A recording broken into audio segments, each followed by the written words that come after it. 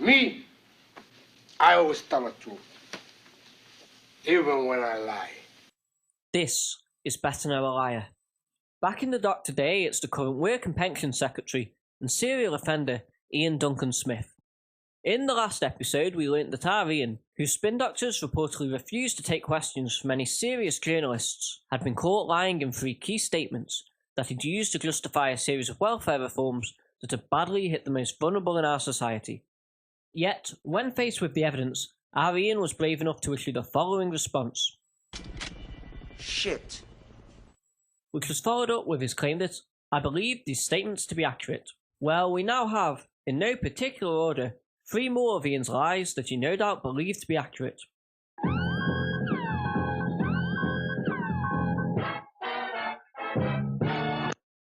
A story once again carried by 2 main media outlets, Iain's claim that around 1 million people have been stuck on benefits for at least 3 of the last 4 years turned out once again to be bullshit. In fact, this claim, based upon the Department of Works and Pensions' own dodgy figures, failed to mention that 187,000 of these people were placed in the work-related activity group following an assessment. Being placed in this group essentially means that these people were not fit for work at the present moment, but hopefully at some point in the future, they may find themselves able to take an active role in the workforce, with reasons for being placed in this category including suffering from a life-threatening illness, being an inpatient in a hospital, or receiving chemotherapy treatment.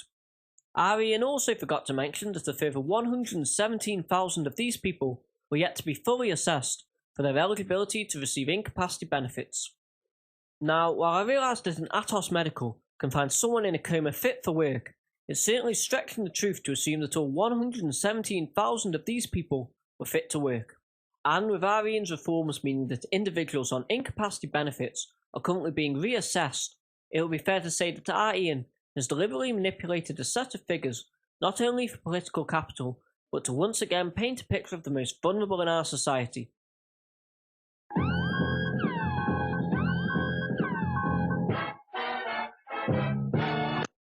Once again, this claim turned out to be Bullshit.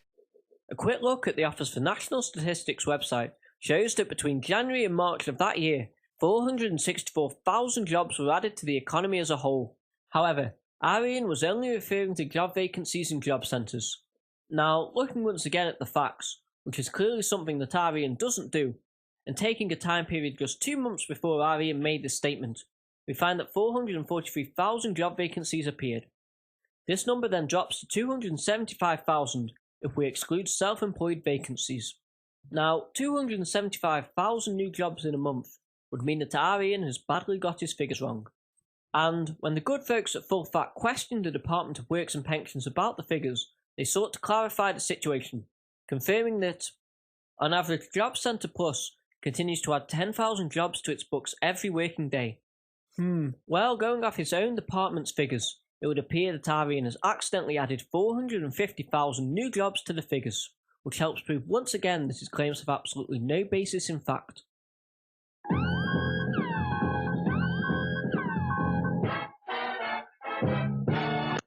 Homelessness is a bit of a touchy subject with Iain, possibly because under his watch, homelessness has increased by a whopping 31%.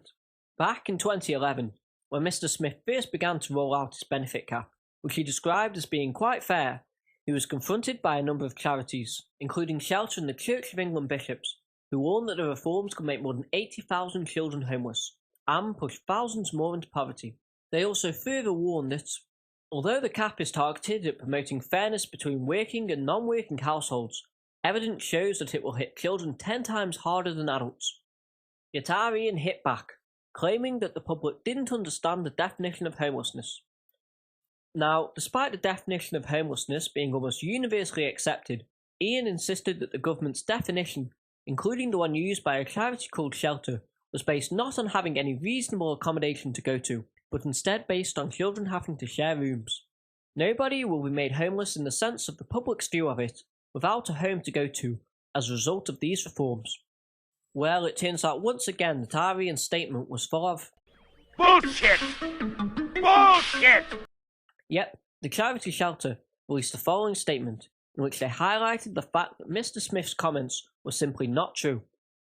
Shelter, like the government, used the same definition of homelessness, one defined in the Housing Act passed by the last Conservative government in 1996. Now, just to be 100% accurate, unlike our Iain, the official definition of homelessness, used in the UK, concerns an individual having no accommodation available and being forced to sleep rough, with people also being classed as homeless if they are unable to occupy their current home, their home is in a poor physical condition, or if they are likely to become homeless within 28 days, with families at no point being considered homeless if they are forced to share a bedroom. So it turned out that Iain was lying, and as a result of this, and numerous other policies, combined with the continued effects of austerity and wage freezes, homelessness, going by the correct definition, has risen by almost a third. Incidentally, the government's own analysis forewarned of this rise in both a DWP report and a leaked memo from the office of Eric Pickles, stating that the benefits cap could see 20,000 families losing their homes. However, the Department for Communities and Local Governments was quick to issue a strong rebuttal, noting that the leaked memo was based on old information and did not reflect the views of Eric Pickles. These views, like our Iain's, ultimately being factually incorrect. So there we have it, 3 more of Iain Duncan Smith's lies. And it's worth better knowing that while stories emerge about benefit claimants being subjected to lie detector tests, our Iain continues to paint an inaccurate and misleading picture about the most vulnerable in our society. And while there may not be 500,000 new jobs coming through job centres each week, if our Iain is ever questioned about his contempt for Parliament or his production of misleading and inaccurate statements, then a job advert may well be appearing for a new Secretary of State for Work and Pensions very soon.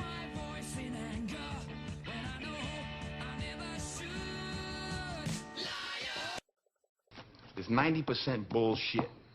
What is entertaining?